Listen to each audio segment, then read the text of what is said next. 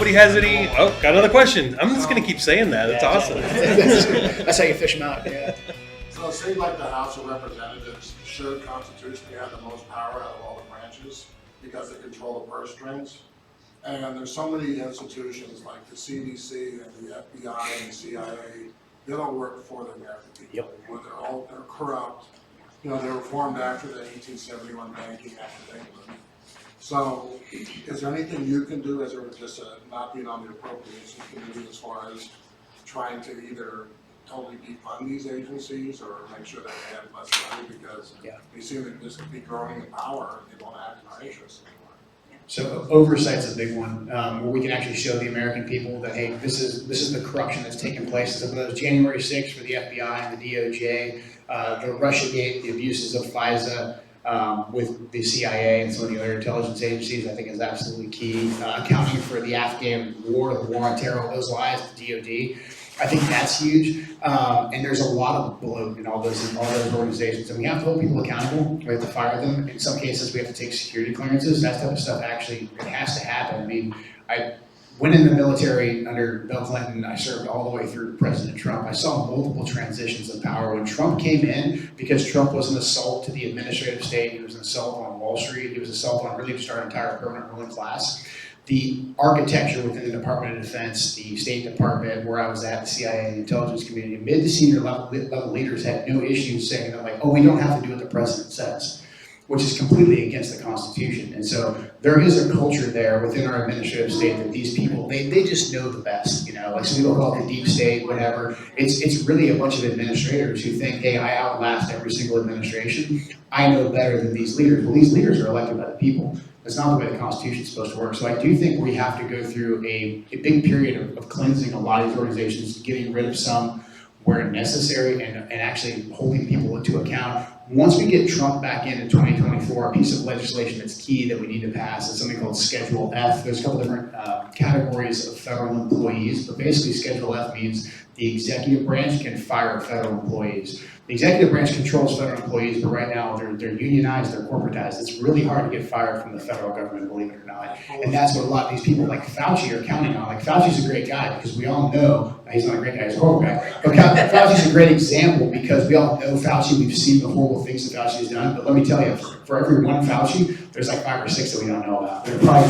making almost as much money that are doing just as much damage as the government because they know that they can outlast every single administration. So a key program like Schedule F that puts an actual presidential appointee in the room for any policy decisions that are being made and the ability to immediately fire people by the executive branch, I think is key. Between that and oversight, we can start to combat the administrative state.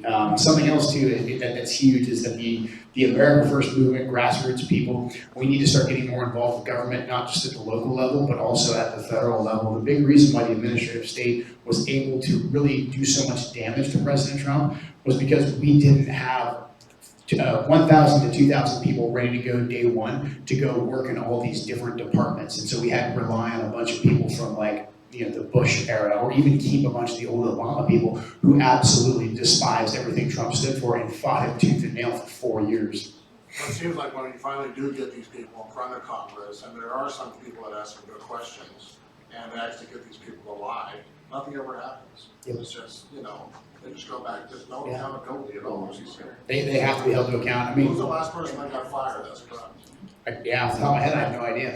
I don't know. I hope Durham keeps doing the work that he's doing and we get some accountability there. But Fauci's a great one. I mean, Rand Paul basically has him dead to rights on multiple occasions, lying to him. And so, I mean, Rand Paul is trying to pursue holding him in contempt. And so I think that's a good one to start with. And then these guys that lied about the whole Hunter Biden's laptop and they still have security clearances, like those guys need to be held accountable as well. I know a lot of them are private citizens, but taking away their security clearances, I think, would be huge. Well, it's frustrating because the DOJ, in my opinion, is the heart of the swamp because they're covering everything up. Yeah, And you can present everything you want to the AG, he's not going to do anything. that's right. You know, so how do you change that?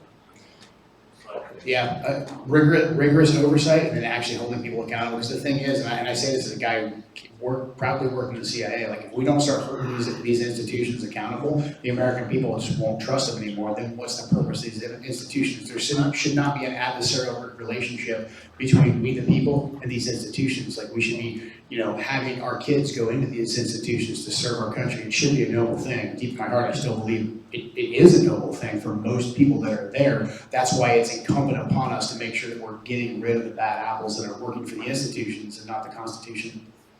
Hopefully you have a Speaker of the House that's not a rhino, because you had Paul Ryan last time. Yep. And it's like he's I blocked think so that many was the things. same. Speaker Trump. Yeah. Yeah. Speaker Trump. Speaker Trump, man. Yeah. Why if the Speaker of the House gets in control and goes out on the floor? Yep. It should be you get like 100 signatures and you can debate something. You have all these Speaker of the Houses throughout the country, but at a state level, they're so corrupt, like the guy in Wisconsin, all the election fraud. And so, what kind of system is that? You're supposed to be working for the people. Why do we do that? We need to remind them, don't we? Yeah. Amen. Loudly and clearly. Starts with Jamie and August. Oh, Yeah. say, can you see by the dawn's early light what so proudly we hailed at the twilight